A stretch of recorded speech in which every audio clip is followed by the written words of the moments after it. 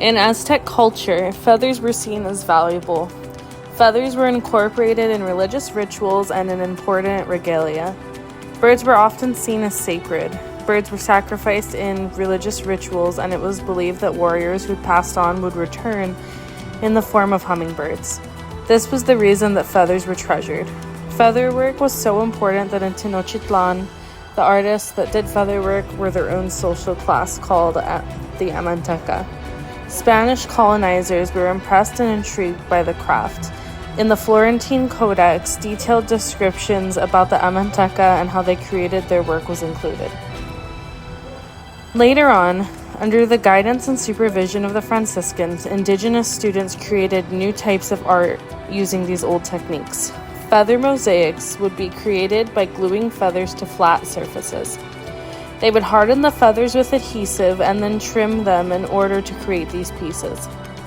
These feather mosaics would depict religious images such as biblical scenes or pictures of Jesus. The feathers were often brightly colored and iridescent, shifting light and color when viewed from different angles. This gave the artworks a dynamic feel. The Mass of St. Gregory is the oldest surviving feather mosaic of this type. This piece of art was created in 1539. It was created as a gift for Pope Paul III after he declared that the indigenous inhabitants of Mexico had rationality and humanity and deserved the right to receive sacrament. It pictures Pope Gregory the Great kneeling before an altar and receiving a vision of Christ. However, looking at the details in this piece, you can see patterns on the altar and on the clothes of the Pope and the two that kneel with him. These patterns are not European, but reminiscent of indigenous patterns. Even though this feather mosaic was based off of a Flemish print, the indigenous influences are still clear. This piece is a perfect example of the hybridization between indigenous and Spanish art from this time period. The next piece of art we will look at is Portrait of Christ by Juan Bautista Quiros. He was a Spanish colonial artist who worked in Michoacan. He worked at a trade school at one of the Augustinian monasteries in Mexico under Bishop Vasco de Quiroga. Other than that, little is known about this artist. The feather mosaic is a portrait of Christ in three-quarter profile. This portrait was created around 60 years after the Mass of St. Gregory, during the 1590s.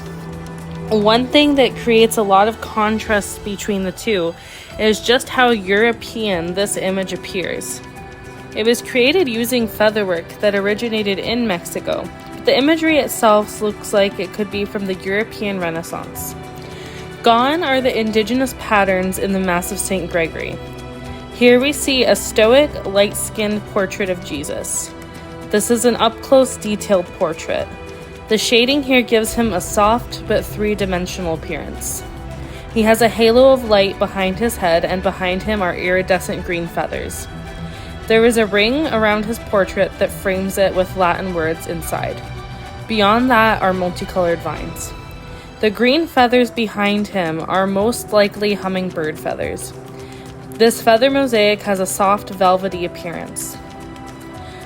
One of the appeals of this medium was the fact that the light effects from iridescent feathers were similar to the effects of stained glass in cathedrals. The spirituality in relation to these feathers was appropriated and given Christian meaning. They symbolize the Lux Mundi, or Christ as the light of the world. Because of this, it is fitting that this portrait of Christ be composed of iridescent feathers. This portrait has a companion piece using the same technique called the Weeping Virgin. Both were inspired by engravings created in Rome by Philippe Thomassin.